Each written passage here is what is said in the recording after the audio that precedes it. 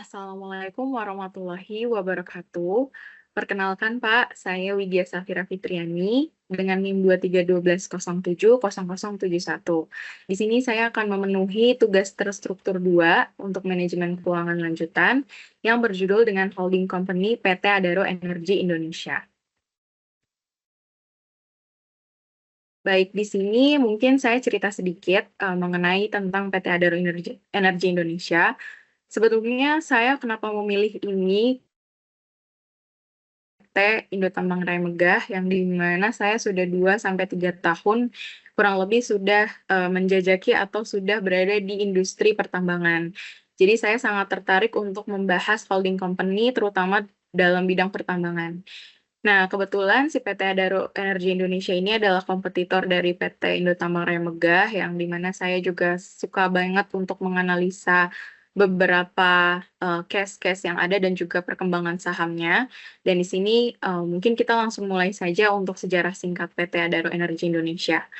Nah, si PT Adaro Energi Indonesia ini didirikan pada tahun 2004.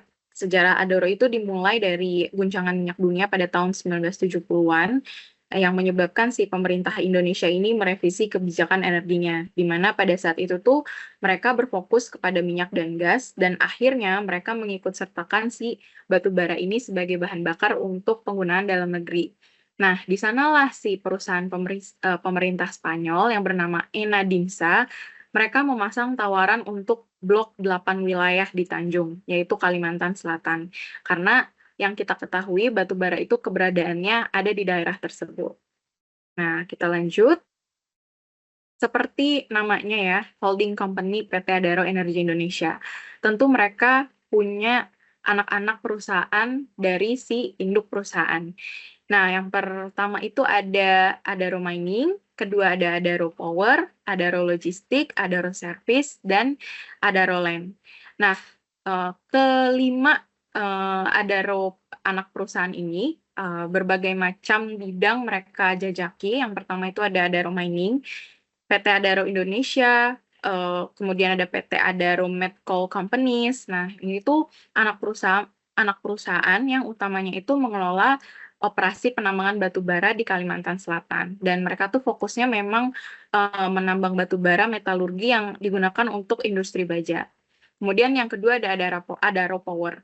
Nah, Adaro Power ini ada PT Adaro Power, PT Tanjung Power Indonesia.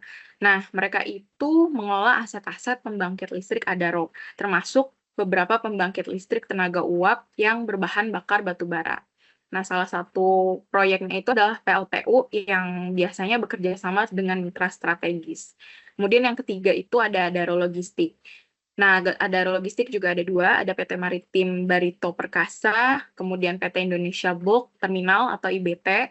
Nah, mereka itu menyediakan layanan logistik dan pengangkutan batu bara melalui sungai atau laut. Jadi mereka mengoperasikan terminal batu bara dan fasilitas penyimpanannya. Kemudian yang keempat ada Adaro Service, tentu saja ini dalam bidang pelayanan. Jadi ada PT Sabta Indra Sejati atau SIS dan PT Adaro Jasa Bara Indonesia. Nah, mereka ini menyediakan jasa kontraktor penambangan dan jasa engineering, atau mereka juga bisa menyediakan jasa konsultasi teknik dan manajemen proyek.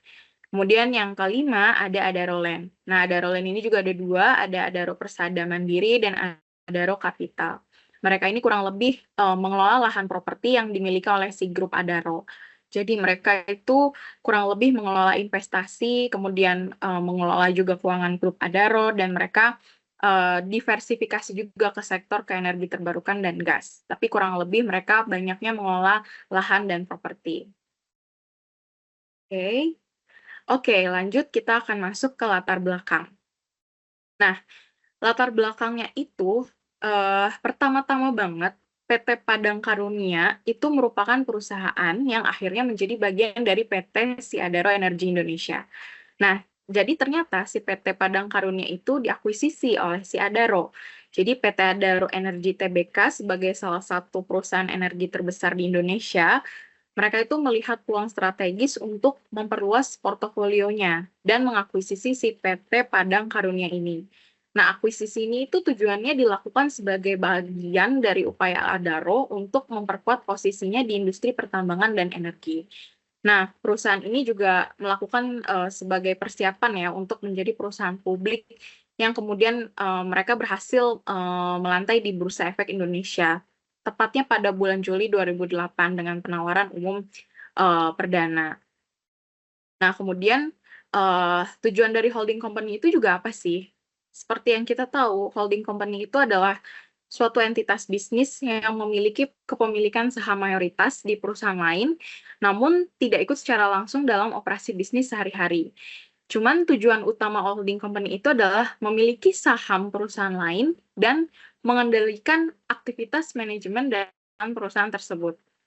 Dengan holding company dapat mendiversifikasikan resiko bisnis, kemudian jika salah satu perusahaan mengalami kerugian, keuntungan dari perusahaan lain itu dapat membantu menyeimbangkan total kinerja keuangan. Nah, si holding company juga dapat memanfaatkan si struktur keuangannya untuk mengoptimalkan pendanaan dan investasi bagi si anak perusahaan. Nah, sekarang PT Padang Karunia itu merupakan, perusahaan yang akhirnya menjadi bagian dari PT Adaro Energi Indonesia. Nah, awal berdirinya itu, PT Padang Karunia itu didirikan sebagai perusahaan yang bergerak juga di sektor energi pertambangan, kemudian dia diakuisisi oleh Adaro dan, pada saat integrasi ke dalam Adaro, mereka diintegrasikan ke dalam struktur Adaro dengan mengadopsi standar operasional dan strategi bisnisnya si Adaro. Nah, kemudian mereka rebranding lagi sebagai bagian dari proses integrasi, kemudian berubah nama lah menjadi PT Adaro Energi Indonesia Tbk.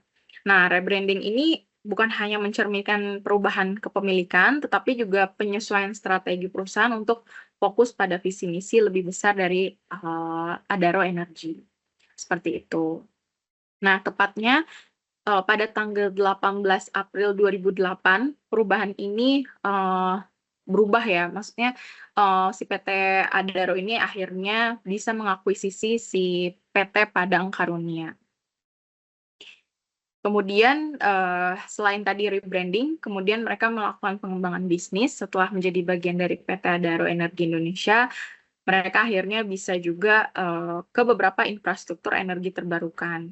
Kita lanjutkan, untuk kondisi perusahaan induk sebelum penggabungan, di sini ada 2 tabel yang terlihat. Saya ambil dari laporan keuangan tahun 2008, di sini ada peningkatan produksi yang konsisten, dimulai dari sejak 1992 sampai dengan 2008, dan juga ada ikhtisar keuangan penting di PT Adaro Indonesia. Nah, keuangan Adaro ini sangatlah berkaitan tentunya dengan produksi batubara yang dilakukan. Dalam laporan keuangan 2008 Adaro pada tahun 1992 sampai dengan 2008 tercatat memiliki peningkatan produksi yang sangat signifikan.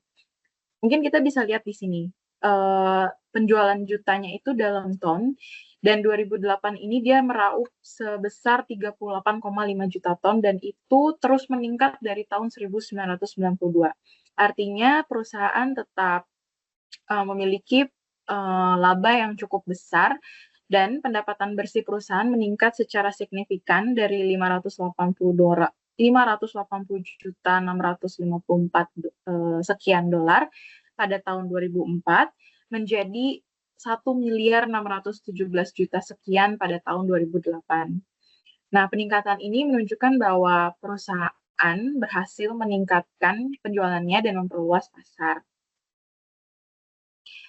Kemudian pada penawaran umum perdana saham tanggal 16 Juli 2008, Adaro itu mencatatkan 32 miliar sahamnya di Bursa Efek Indonesia yang berasal dari penawaran 11 miliar saham perusahaan 35% dan berhasil mengumpulkan dana sebesar 12,2 triliun atau sekitar 1,3 miliar. Nah, secara keseluruhan PT Adaro Energi Indonesia itu menunjukkan kondisi keuangan yang kuat pada tahun 2008. Artinya sebelum mereka akuisisi pun juga dengan pertumbuhan yang signifikan dalam aset, pendapatan dan laba, kemudian mereka berhasil mempertahankan profitabilitas yang tinggi, volume penjualan dan produksi yang meningkat, menunjukkan pertumbuhan dalam kemampuan produksi, pendapatan bersih yang mencapai lebih dari 1,6 miliar, menunjukkan kinerja penjualan yang sangat kuat. Nah, untuk laba kotor, laba operasi, dan EBITDA menunjukkan profitabilitas yang tinggi dengan laba bersih mencapai $163 juta. Baik, kita lanjut. Kondisi perusahaan induk sesudah penggabungan. Nah, kondisi keuangan PT Adaro Energi Indonesia setelah bergabung dengan PT Padang Karunia mengalami peningkatan signifikan pada tahun 2008 setelah akuisisi. Adaro Energi mencatatkan total aset sebesar 1.285 miliar dengan ekuitas $256 juta dan pendapatan bersihnya mencapai 1,618 miliar dolar dengan laba bersih 163 juta. Dalam hal ini, kondisi perusahaan induk setelah penggabungan PT Adaro Energi Indonesia itu terus menunjukkan pertumbuhan yang kuat dalam beberapa tahun berikutnya. Contohnya pada tahun 2023, total aset Adaro itu mencapai 10.473 miliar dolar.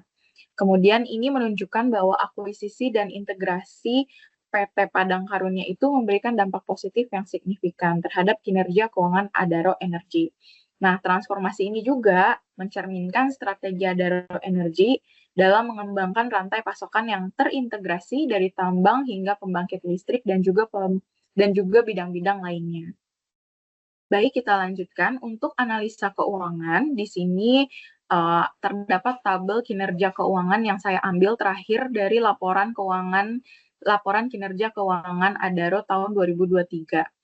Di sini Adaro mencatat pertumbuhan 11% pada volume penjualan. Dia berhasil menjual menjadi 49,12 juta ton. Tapi terdapat pendapatan turun ya 16% menjadi 4.981 juta dolar.